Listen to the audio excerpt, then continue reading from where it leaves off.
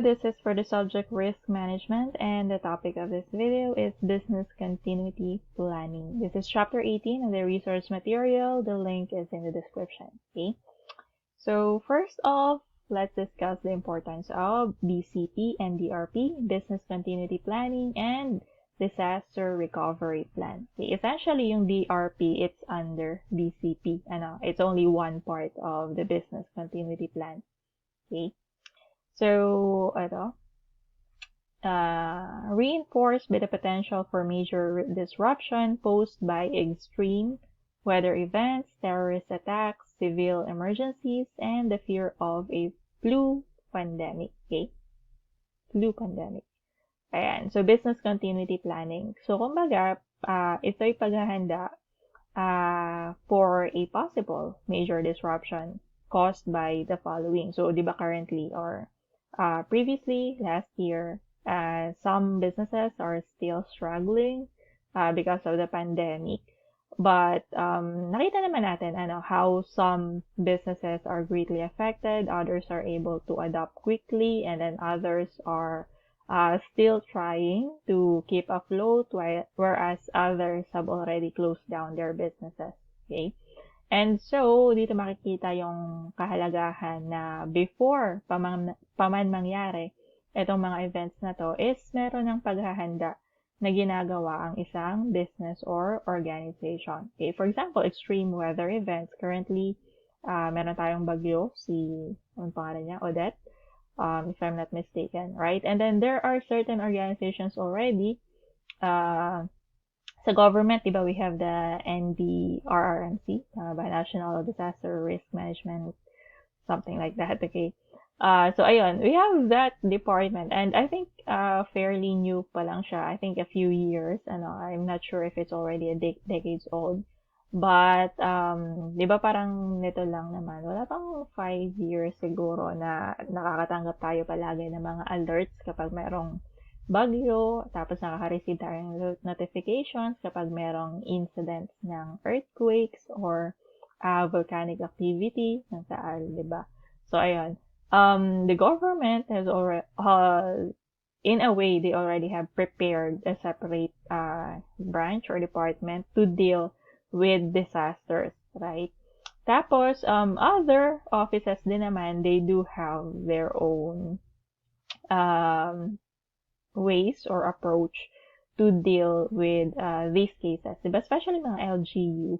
Meron din naman, although meron silang separate department for the NDRMC. But still, they like to do something on their own pa rin. Let's say mga relief operations or mga evacuations, ganyan. And then, so, yun na nga. Merong mga paghahanda na ginagawa. Di ba, days before dumating pa man itong bagyo na to, di ba, maraming paghahanda na yung ginawa, mga relief operations na handa na, mga ipapamigay na mga gamit, food, and of course, mga toiletries, mga basic necessities. And then, yung mga, tawag dito, yung mga lugar na directly ay nasa path ng bagyo or kumbaga yung projected path of the typhoon, di ba, pinapa-evacuate na, pinapapunta na sa mga lugar na mas magiging safe sila. Ayan. And then with regards to, let's say, terrorist attacks naman, let's say yung situation sa Marawi or yung naging situation sa, I forgot the name of the country, itong recently lang din, di ba, yung tinake over yung government. So, ayun, may mga ganong instances. Okay. And then you have your civil emergencies, kasi yung earthquake, ano pa?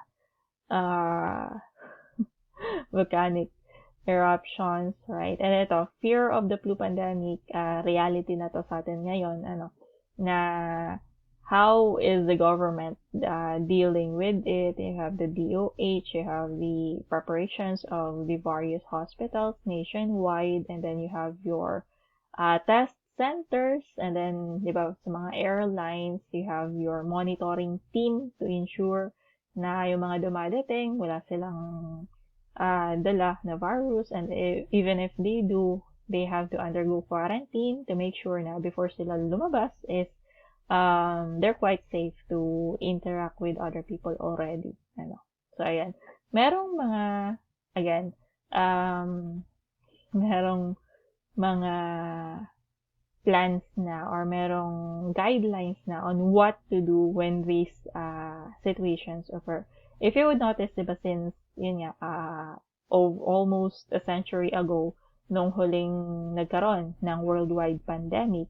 So, currently, yung mga, diba, last year, March 2020, yung panibago pa lang na nagsisimula itong COVID-19, you would notice, diba, hindi naman sa medyo katawa-tawa, pero parang ganun na nga. Kasi yung naging approach back then is, diba, if you look back on it, very extreme. Although, yeah, sure, maybe it's quite effective. But then again, diba, yung naging effect on the livelihood of the people na hindi makatrabaho dahil hindi sila makalabas na kanilang mga bahay-bahay. And then the effect on the many businesses na hindi makapag-operate kasi, again, bawal palabas yung mga tao, so hindi makapagtrabaho, hindi makapag-operate yung mga businesses, right? Except for the essentials nga, mga groceries lang, mga supermarkets, or mga markets, okay, local marketplaces, ganyan. But then, di ba, later on, kung kailan dumami pa yung mga cases, saka sila hindi masyadong naghigpit. Because, again, they're starting to consider nga yung economic effect. But, di ba, kumbaga, since hindi napaghandaan, yung naging approach natin when dealing with yung mga rules na in-implement ng IATF, kumbaga, di ba, mapapansin mo parang sometimes it's backwards. Sometimes, hindi mo maisip na, bakit nung una, ganun kayo kahigpit, tapos ngayon kung kailan marami yung cases, saka kayo parang, parang backwards or reverse nga. Kasi ngayon yung pinapalabas sa mga tao, tapos yung mga bata, pinapasabay nyo na lumabas din, just to stimulate the economy. Tapos dati-rate, kukunti pa yung cases, saka nyo biglang, yeah. The point is, hindi kasi siya napaghandaan. Kaya kung papansin niyo parang may kapalpakang taglay nga yung mga naging yung naging implementation ng tawag dito, mga decisions, diba, na okay, community quarantine, merong mga levels pa, merong iba, modified ECQ, GCQ, modified GCQ, ganyan. Tapos later on, naging alert level na or whatever. Okay, so kumbaga, ayan, so far ngayon, yeah, medyo okay na because of the vaccine. But then again, meron pa rin mga issues because not everyone is willing to be vaccinated. But again, it's more about implementation ang nagiging aside from the planning, kasi nga, inadequate yung planning, kasi hindi naman talaga napaghandaan, who knew na magkakaroon ba ng pandemic, okay? Tapos, andun yung implementation na, di ba, yung nagiging joke, parang wala pang GC, wala pang group chat, itong mga different departments of our government na minsan magkakaiba sila ng sinasabi. Di ba, okay na wag mag-face shield, yung iba sasabihin mag-face shield pa rin, di ba? Yung iba, tawag dito. Yun nga, merong mga contrary na mga sinasabi. Yung mga department speakers. So, ayan. So again, implementation, communication, in a way, yung communication part ang medyo sablay din. Especially yung, parang naging approach kasi nila is tinatakot talaga yung mga tao na huwag kayong lalabas, or sumunod kayo sa mga ganito, but then again, hindi kasi nga nila na-address or hindi nila na-consider yung situation din naman ng mga tao na, di ba, walang makain kasi walang trabaho or hirap makapagtrabaho, hirap makapag-commute, hindi makapasok sa trabaho kasi walang masakyan, di ba? Pinayagan na magtrabaho pero walang masakyan yung mga tao papunta sa trabaho. Tapos yung mga, di ba, yung ibang mga municipalities tawag dito, yung in a way parang kinlose nila na yung hindi pwede mag-travel from one town to another. So, di ba, nagkaroon ng restrictions and that caused problems din naman sa mga tao. So, again, sometimes yung mga nasa taas, not very considerate of what's actually happening down, yung mga normal na tao, no? Ordinary people talaga. Hindi nako-consider na maayos kasi nga, as they say, some of them are detached from reality. Kasi very privileged. Kung ano lang yung situation nila, yun lang yung nakikita din nila. Without, kasi hindi naman nila na-experience nga yung kung ano yung nararanasan ng ordinaryong Pilipino. Okay? But anyway, ba tayo napapunta doon? Ayun. Sa businesses, ganun din naman, di ba? You have your top management, you have your middle managers, and you have the people who are actually doing the, let's say, production process, or actually dealing with the customers, the clients. And yun nga, sometimes, we have the top-down approach, and then we also have the bottom-up approach. Kung saan yung input when creating a risk management plan is nanggagaling muna sa baba. Okay? Tapos pinapaalam sa taas. Kasi nga, minsan, yung mga nasa taas, hindi alam yung tunay na nangyayari sa baba. Kaysa naman sa yung nasa taas ang magdesisyon, tapos yung decision naman nila, hindi man lang nila na-consider kung ano yung nangyayari talaga sa operation. So, in that case, diba, it's not properly informed, it wouldn't be effective. So, very important nga na yung mga nasa taas may understanding kung ano nangyayari sa baba. Okay. So, ayan. Alright, business continuity planning, how an organization prepares for future incidents that could jeopardize its existence. Okay, paghandaan natin yung mga possibilities, okay, future possibilities. Okay, and make sure natin na hindi tayo magiging dehado, hindi tayo magkakaroon ng malaking problema, and if ever there would be problems, diba, paghandaan na natin. Okay, how would we prevent those bad things from happening. Okay? So, ayan.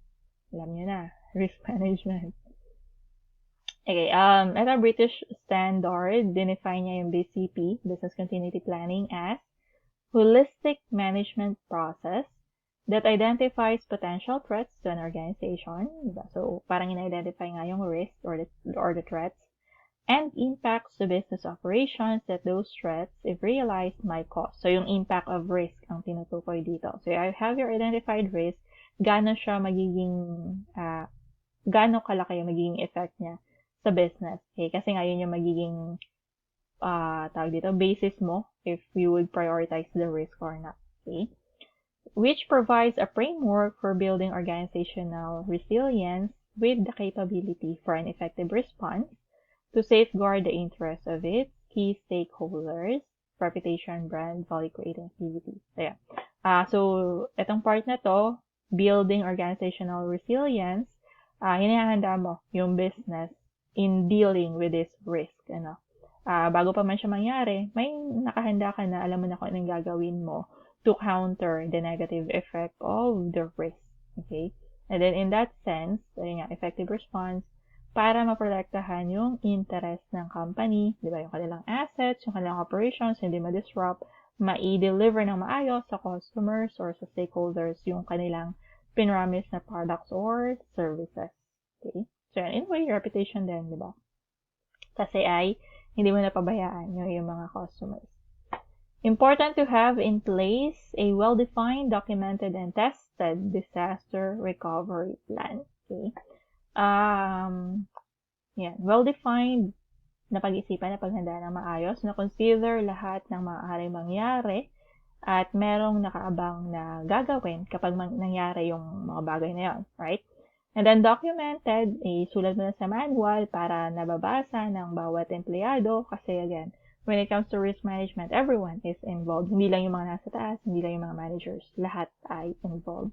And then tested disaster recovery plan. Okay. Anong gagamitin ko example dito sa tested? Nung college kami, of course, we had, what's the subject? AIS. AIS nga ba yun? Basta yung parang automated information system or kumbaga kung mga computerized, in a way, before ka mag-implement ng panibagong system or bago ka may mag-migrate from one system to another, kumbaga hindi mo siya bibiglain na gamitin mo agad yung panibagong system, tapos i-drop mo yung old system. Okay, kailangan merong transition. And during the transition, kumbaga parang meron kang measures na naka-align para maging smooth yung transition. Kasi kunwari, dinrop mo yung old system, ginamit mo agad yung new system. Let's say, hindi mo na-inform ng maayos kung affected yung mga customers mo or suppliers nyo, 'di ba? So, magkakaroon ng mga problems. So, affected na agad ang reputation mo kasi binigyan mo ng problema ang mga customers mo. Ang example na ibibigay ko, prime water. Okay? So, di ba recently, I think last month, hindi na sila nagbibigay nung papel, statement of account or yung billing statement, di ba? Hindi na nagbabahay-bahay, hindi na nag-iiwan ng billing statement. And then, kumbaga parang naparasa yung mga customers then to use the QR code na nandun, mag-register online, i-register ang SMS number, mobile number, saka email, para dun matatanggap yung billing statement, right? Last month, it worked. Tapos, this month, we tried going online, hindi ma-access. Server, parang may problem sa server na nakalagay. Okay.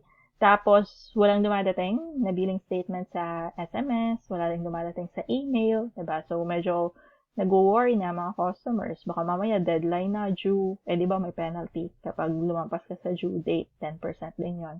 Ayan. So, ayan, contacted Prime Water, another issue pa doon. Meron silang email. Nag-email ako, tapos nag-bounce siya kasi nga ang sabi ay full na daw yung memory or yung capacity ng kanilang email address. Hindi na ma-receive yung message ko. So, ayan. Kumbaga, wait, what? Diba? Parang, how? How are you going to deal with your customer complaints kung gano'n yung situation? Tapos, I contacted them through Facebook naman. Sumagot naman sa Facebook and maayos naman na kasagot naman siya within the day. And then, yun nga, sabi, ina-update pa daw kasi yung kanilang system. Okay? Or parang may bago silang system or something like that. Okay? So, pagdating dito sa business continuity planning, what they should have done is that before they decide to use a new system, kailangan either maintain muna nila yung old system. Okay? Kung hindi pa nila kayang, di ba kasi, probably they're still in the trial and error stage, di ba, ang paggamit ng bago nilang system, dapat maintain muna nila yung let's say, di ba, old paper muna, yung nagbibigay muna ng what do you call that? Yung billing, right? Binibigay ng inabot muna, right? Tapos, at the same time, habang meron nun, tinatry din nila kung gumagana nga ba ng maayos yung kanilang system. Di ba? Yung SMS, online, viewing of the bill. Okay? So, ayun. Para hindi yung nagkakagulo ang mga tao. Di ba? Kasi marami rin naman. Okay? But then, ito another thing, another consideration din naman is, sometimes there are companies kasi or there are certain organizations na minsan, they're kind of essential na kahit ba magkaroon sila ng mga kapalpakan is hindi nila masyadong sineseryoso kasi hindi naman ganun kadali para sa mga customers na, di ba, lumipat, humanap ng ibang provider, di ba, Prime Water. Sinong ibang provider natin ng water kung ayaw mo na sa service ng Prime Water, di ba, wala naman. Siya lang at siya lang. Okay? So, kahit anong reklamo mo, it's, they would probably, of course, they would address it, pero hindi yung tinitake nila ng seriously kasi, again, minsan, dumidiretso lang, yung, hindi naman kapalpakan mismo, pero something that would inconvenience a lot of their customers, diba? Another example, land bank. Marami yung dito, sa atin, di ba marami silang ATM, tawag dito, nasa iba't ibang lugar, sa bayan or sa buong town. Okay, but then if you would notice, karamihan or madalas nasisira or out of order yung ATM di ba? Yung machines. Okay, hindi ka makapag-withdraw. And then, of course, andun yung reality na malayo yung kasunod na same ATM, mapapagastos ka lang din naman sa pamasahe, or gagamit ka ng ATM ng ibang bangko, which is my charge naman, na how much ba? 18 pesos for withdrawal. Tapos, another for viewing your balance, diba? So, ayun. In a way, again, medyo matagal na rin kasi yung nasa SM, tapos yung nasa may MMG. Medyo matagal ng out of order. Okay?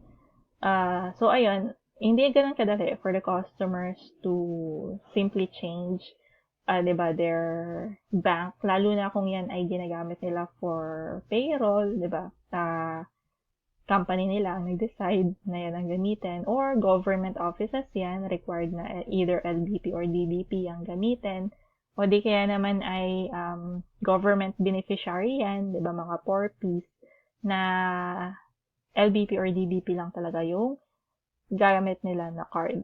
Okay? So, ayun, hindi yun kadali na lumipat na lang. Okay? So, sometimes the customers would simply have to endure and pagtsagaan yung service na, di ba, inconvenient and hindi man lang inaayos kumbaga hindi binibigyan agad ng action, di ba?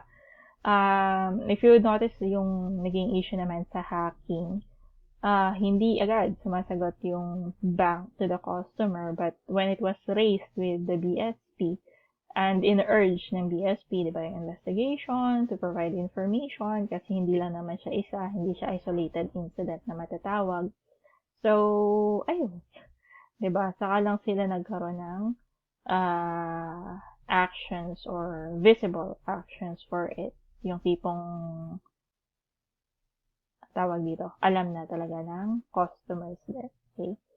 So, but then again, when it comes to other types of business naman, kunwari, normal na, tawag dito, normal, ano bang normal na, kunwari, restaurant, di ba? Kapag meron kang kapalpakan dyan, let's say, nagkaroon ng ipis or langaw or kung ano man dun sa food na dineliver, right?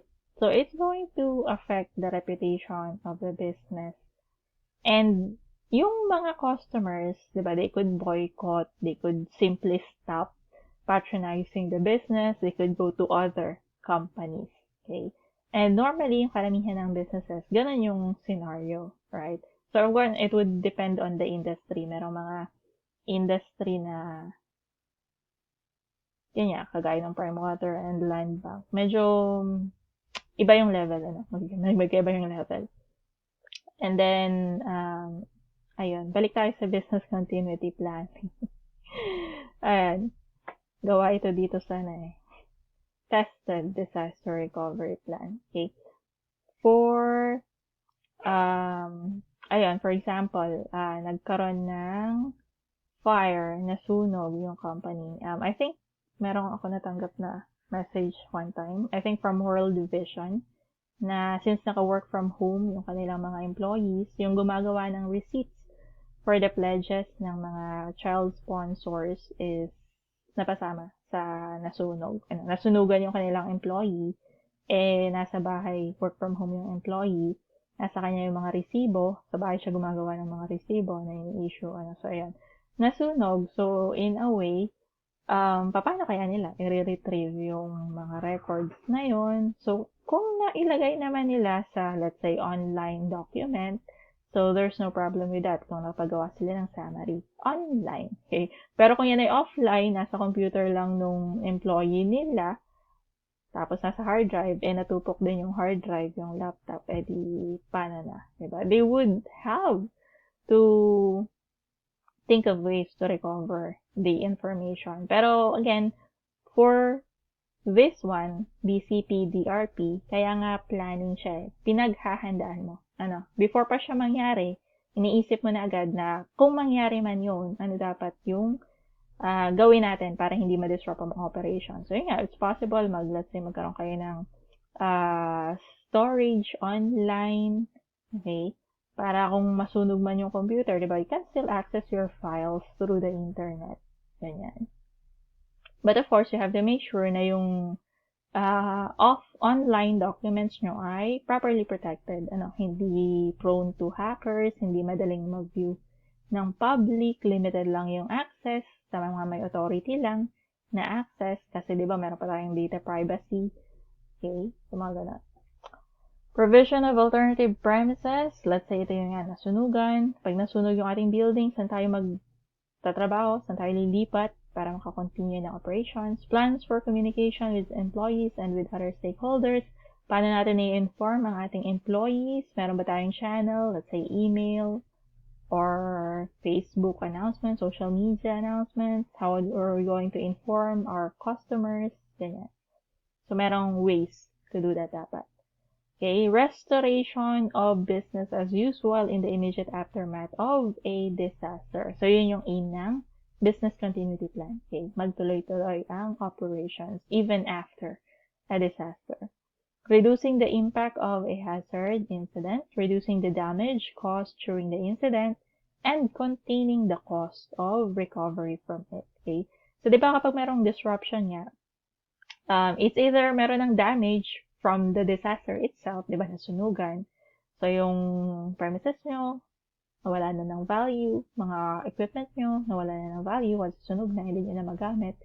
And then, aside from that, meron ding cost yung recovery. So, let's say, magsiset up kasi kayo ng panibagong office somewhere else. So, either rerenta kayo ng panibagong building, bibili kayo ng panibagong computers to use. So, ganyan. Merong cost din yung recovery.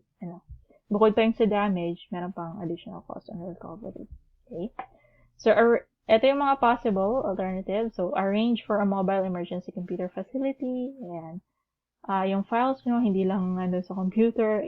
You could have your online files or documents. Duplicate computer or success of this arrangement will depend on the availability of information from backup disk that should be produced at least once per day and possibly several times per day, especially kung voluminous yung transactions. Pero kung hindi naman voluminous yung transactions, edi pwede mong gawin siya ng weekly or monthly. Okay? But for the most part, mga high volume transactions na businesses have to do it daily. Business continuity standards, merong 5 components. This one is from British Standard ulit. 5 components niya, understanding the organization, determining a Bsm strategy, develop and implement a Bsm response, building and embedding a Bsm culture. Let's say, nagba-backup kayo ng files, ganyan. Exercising and maintaining and reviewing. Kasi in a way, pag merong changes in the environment, so kailangan may changes din or merong update din on the plan. Okay, on your BCP or BCM. Alright, most governments take an active role in encouraging businesses, especially small businesses, to develop and implement adequate business continuity plans. Kasi again, businesses, they have economic contributions to a country. The economic development, economic growth of a country. So in a way, and they are being encouraged to prepare business continuity plans. Okay? Especially yung mga large companies or large corporations. So, ito yung model for business continuity planning. First is understand the business context.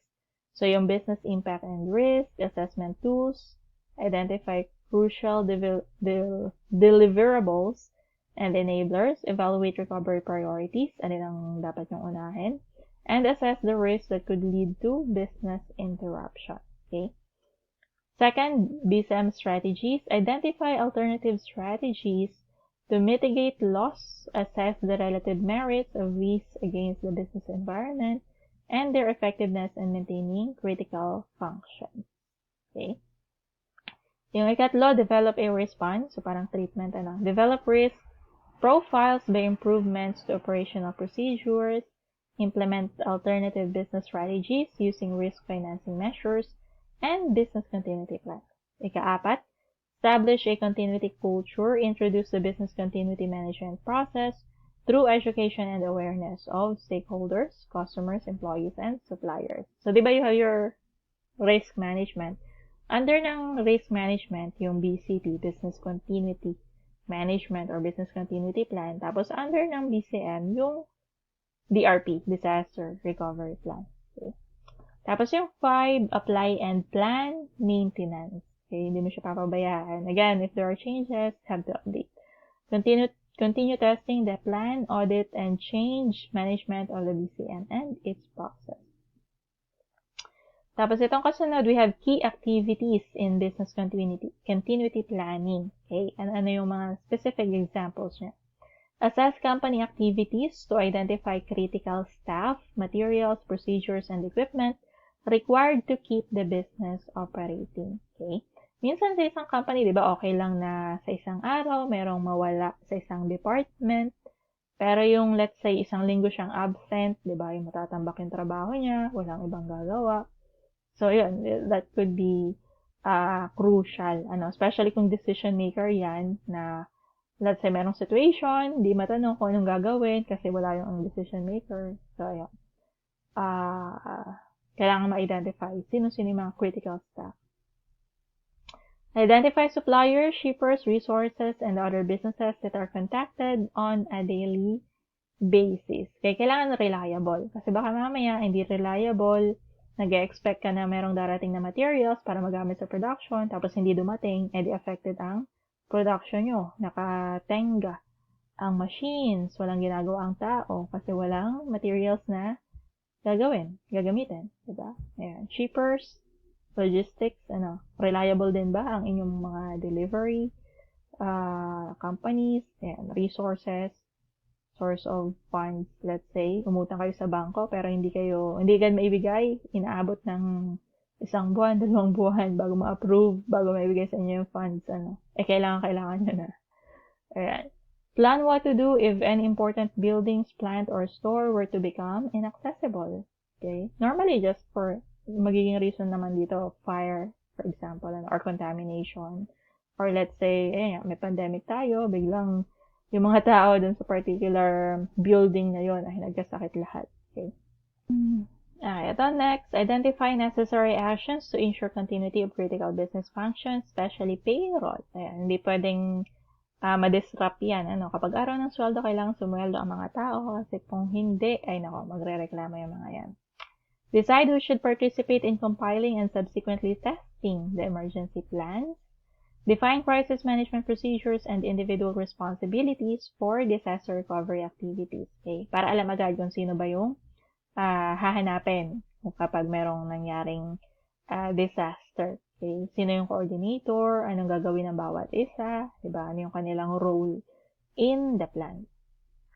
Coordinate with others, including neighbors, utility suppliers, shippers, and key customers. Proper information. Kapag merong possible delay, edi inform nyo naman ng maayos. Review the emergency plans annually and when the business changes and or new members of staff are recruited.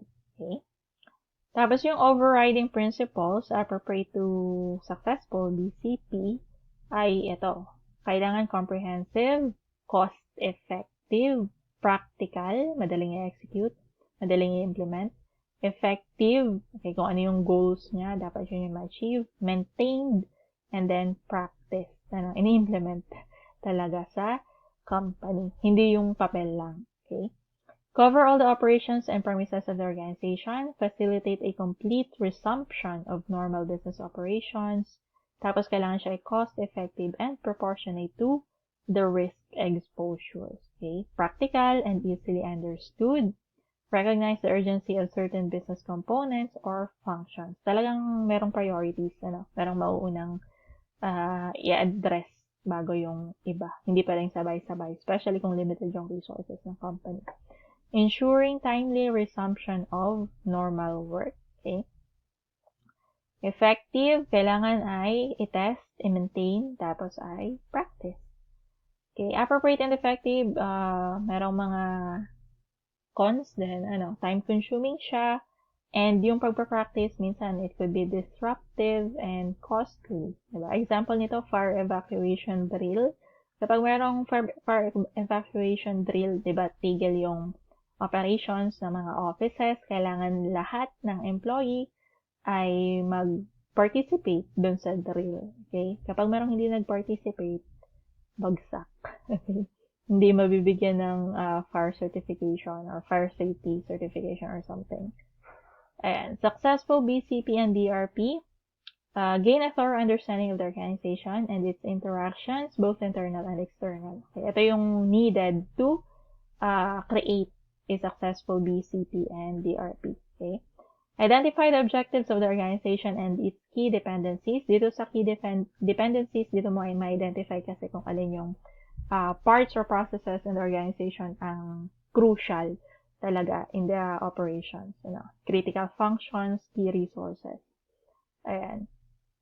So, required para sa gawa ng BCP strategy, identification of risk, how likely, diba, yung probability na sila yung mangyari, impact of risk, gaano kalaki yung magiging impact, pwedeng in financial terms, magkano yung magiging effect, diba, on damages or loss on sales or loss of profit. Prioritize treatment of the risk. Yun nga, kailangan i-assess, alin yung most important, most significant, alin yung malaki ang impact, so unahin na i-address. Okay? Yung 4 T's of hazard management natin, tolerate, treat, transfer, or terminate the risk. In a way, ito din, yung hindi naman goal, pero parang ganun na rin.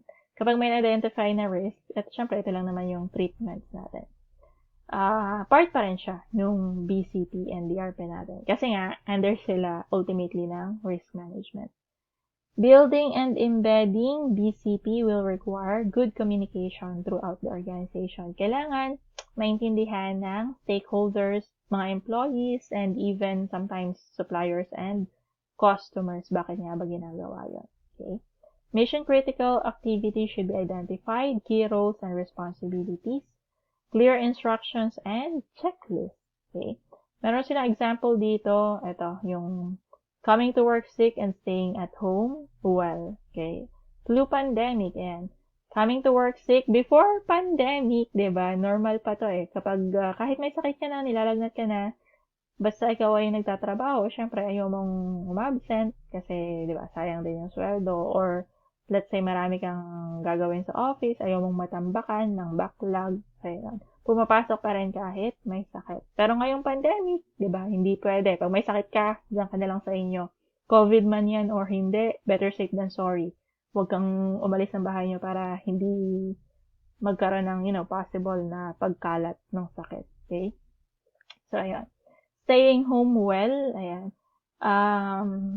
Para to dun sa mga positions na pwede namang mag-work from home. Kahit wala kang sakit, para 'di ba hindi ka mag-expose sa possibility na baka magkasakit ka pa pag pumasok ka, 'di ba? Kasi 'di ba magta-travel ka, magko-commute ka lang. So pwedeng magkaroon ka ng exposure sa merong may COVID. So ayun. Kahit wala ka namang sakit, pwede ka mag-stay at home kung meron kang work from home arrangement with your company. Discuss mo sa supervisor mo and sa management na pwede naman po ako magtrabaho sa bahay lang. Okay? So, ayan. Business impact analysis and identify the critical nature of each business function by assessment of the impact of interruption to that activity. Okay, parang assessment of risk nga and the force yung impact nila para malaman mo kung alin yung ipa-priority mo or ipa-prioritize mo na aspect of the business or process or business function. Okay? Identification of the relative importance and criticality of each function rather than identifying the events that could undermine that particular function. So, yung ginagawa sa BIA or Business Impact Analysis. Yung function ang binibigyan ng importance, hindi yung events. Business Impact Analysis has 3 clear purposes. Identify mission-critical activities and the required recovery time in the event of disruption. Yun. As much as possible, gusto mo mabilis lang yung recovery time. Establish the impact potential and the resource requirements for recovery within the agreed timescale. Kaya bang suportahan ng business, okay, yung, recovery expenses. Determine whether the likely impact is within the risk appetite of the organization as the basis for business continuity strategy. So again, kailangan within the appetite of the organization. Kapag more than, diba, normally let's not risk it. Better safe than sorry ulit. Ayan. BCP and ERM, yung BCP, look at the continuity of operations. Tapos yung BCP, part siya ng ERM. Ayan. Part ng ERM, Enterprise Risk Management. Dun sa ERM, the stakeholder expectations and the core process of the organization that deliver those expectations are the focus of risk assessment process. Okay? Tapos yung ERM ay intention niya to ensure that the core processes are maintained. Okay? Gumagana as intended. Continuation of core business processes, basis siya ng business continuity planning. ERM seeks to identify the risk that could impact the core processes. Okay? Tapos yung BCP naman, identify the critical business functions that need to be maintained in order to achieve continuation of the business. Okay? So, complementary sila and merong similarity din naman. Okay? Kasi nga, essentially yung BCP under ng ERM, Risk Management. Okay, itong civil emergencies, ang example nito ay national disaster, flooding, earthquake, typhoons, and others naman, pwede ring terrorism, civil unrest, or by an epidemic or pandemic. Ayan. So, mga important, yun, supply ng products, temporary accommodation, food, bottled water, basic necessities, clothing, and blankets. Most local authorities have statutory responsibility for responding to civil emergencies. Diba? We have the NDRRMC. Fewer problems and issues for them to take into account at the time of emergency. Kasi nga, pinaghahandaan. Before pa mangyari, yung mga pwedeng, ma-project, kagaya nga ng typhoon, diba? Pwedeng paghandaan. So, yan, may nakahandaan naman. Tapos, ito na yung last part. Secure your business. So, merong process, tapos essentially, ito yung mga kailangan mong i-identify or paghandaan. Okay? Assign ownership. Sino yung magiging responsible for it? Identify threats and resources. Okay? Meron bang risk? Tapos, meron ba tayong capacity? Essentially, yun yung tinutukoy dito sa resources. Develop contingency plans and policies. Let's make a manual for it. Let's make a guidelines para alam ng lahat kung anong gagawin kapag nangyari yan. Okay? And then you have your premises and key equipment. Siyempre, kailangan gamitin to execute yung plans na yon. Okay? Tapos ito yung questions, important questions. Would you be able to inform your employees and customers of disruption? So, communication lines ang tinutukoy dito. What would happen to customer orders when your premises were closed? Meron ba kayong, let's say, partner company na pwede mong lapitan na syempre, hindi mo naman papabayaan din yung customers mo. Kailangan ay tulungan mo rin siya na masupply yung kanyang pangangailangan. Huwag mo siyang iiwan sa ere. Be responsible. Take responsibility.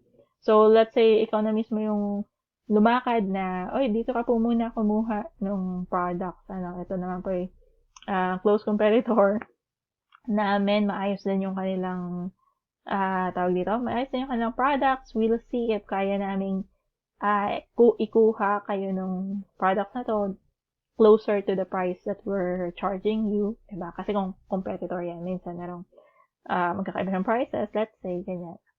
Tapos, itong last, would you be able to make alternative arrangements for regular orders? Okay? Kung hindi nyo pa kayang i-supply on your own, look for other sources, but have to consider din nga, how soon can we make arrangements para tayo na mismo rin yung mag-produce ulit or mag-ooperate ulit to produce yung ating products or services to the customer. Ayan.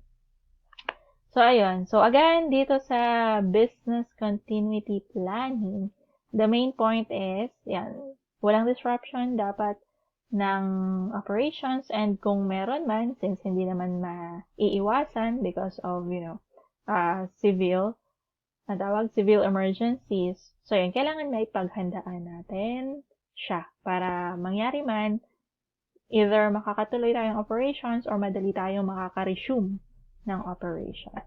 Okay? So, ayun lang for this video. Again, we discussed business continuity planning. Thanks and